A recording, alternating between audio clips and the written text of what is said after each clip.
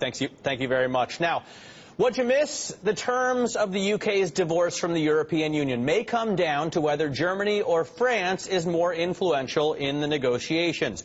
Bloomberg View columnist Leonid Brzezinski writes, Brexiteers should hope Merkel twists some overeager arms and prevents a retributing for the UK. Hollande, with his worries about a nationalist victory in forthcoming elections, will be a tougher negotiating partner. And if he perceives Merkel as too soft, the talks may turn nasty and unproductive. All right, joining us from there in London is Open Europe's Nina Schick. Nina, we know the political leadership is in tatters and there's going to be difficulty figuring out what the UK voice is going into these negotiations. Tell us about the European side. What will the European objective look like, and what might shape their approach?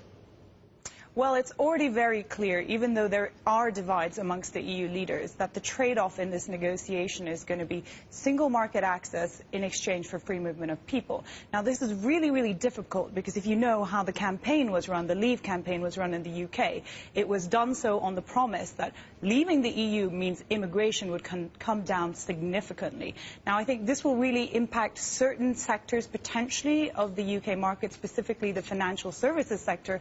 We've already seen Hollande being very keen to say how the Euro clearinghouses business is all going to move to the Eurozone. And I think Merkel will be the more pragmatic leader in these negotiations. However, let's not forget what happened in Greece. When it comes to the EU, if you basically put France and Germany against each other and they have to choose from the UK, ultimately they're going to stick together because it's symbolically very, very important for the EU now to stick together in these negotiations. Nina, George Soros gave a speech to the European Parliament today, and he criticized it got a lot of attention for what he says about financial markets, but he also criticized Merkel's migration policy. He said, unfortunately, her initiative was not well thought through. It ignored the pull factor when the sudden influx of migrants overwhelmed the capacity of the authorities. Public opinion turned against her. That is when she struck her ill-fated deal with Erdogan.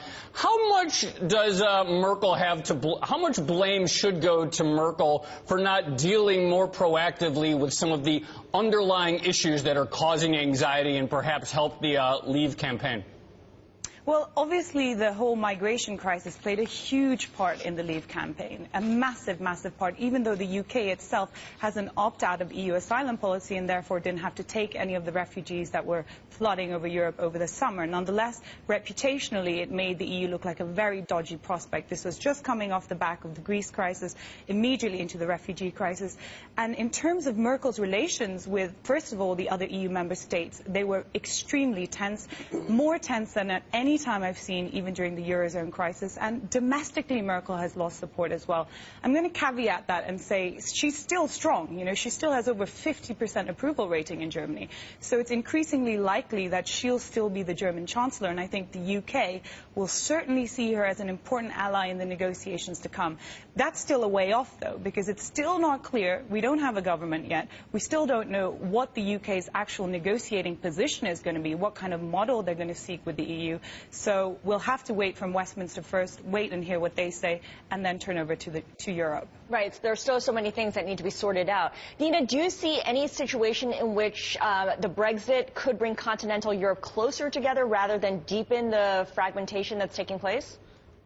Obviously, there's been a lot of rhetoric on how this is going to make Europe stronger. I think in practice, very, very difficult proposition because there's still the fundamental structural flaws in the Eurozone and the huge difference in how Berlin and Paris want to tackle that challenge. Now, the UK leaving, I think, is actually a huge blow to the EU. A lot of liberal allies that the UK had, including the Netherlands, the Nordics, feel isolated in Europe now. They don't like the fact that they're left alone with Germany and France. And fundamentally, Germany and France think so differently as to how the EU and the Eurozone should proceed. It's just going to make things very, very awkward. So I think a lot more extend and pretend to come. One of the things I noticed when I talked to European commissioners in Brussels is that they seem to have this plan to create a federal union, to really solidify the European Union. But they don't want to talk about it. They don't want to really go public with it because it's so unpopular amongst the voters. I mean, this has always been the problem with the EU, and especially with the Eurozone. It's always been a half-baked project. You know, how can you have monetary union without full-fledged political union? Germany has to decide, you know, is it going to become a transfer union? Are they permanently going to assume the debts of countries like Greece or not? And to be honest with you, I don't see this impasse becoming any easier. Whilst the UK was actually in the EU, that presented at least, you know, a strong partner for a more flexible EU, where the single market was the joining force. And those countries which don't join the Eurozone could stay outside, and it's a multi-currency union. Very interesting then to see that when the British Commissioner resigned, that his brief, very important, financial services brief, was given to the Commissioner in charge of the Euro. So the risk was always going to be, with the UK outside, the EU would become more protectionist and rally around the Euro without a clear plan as to how the Eurozone is actually going to work. Nina, we already have heard from French President Hollande that he would like to see Paris become a new financial capital in Europe and taking some of that business out of London. What do you see as the prospects for financial services to move more towards European cities? Will that work? And do they have a chance of stealing some of that business?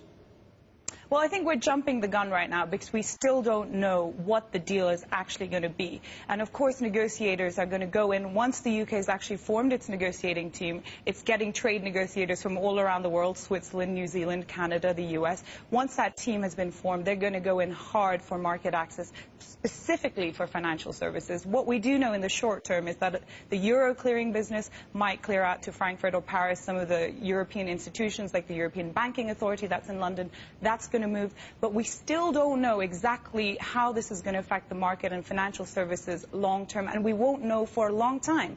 Because first of all, in order for these negotiations to be triggered, Article 50 needs to be triggered. That's the exit clause from the EU, and then we enter a 2-year negotiating period, and a lot can happen in that time. So I'd say don't jump the gun just yet. Let's see. All right, Nina, it's been a real pleasure having you. Thank you so much for joining us. Open Europe's Nina Schick.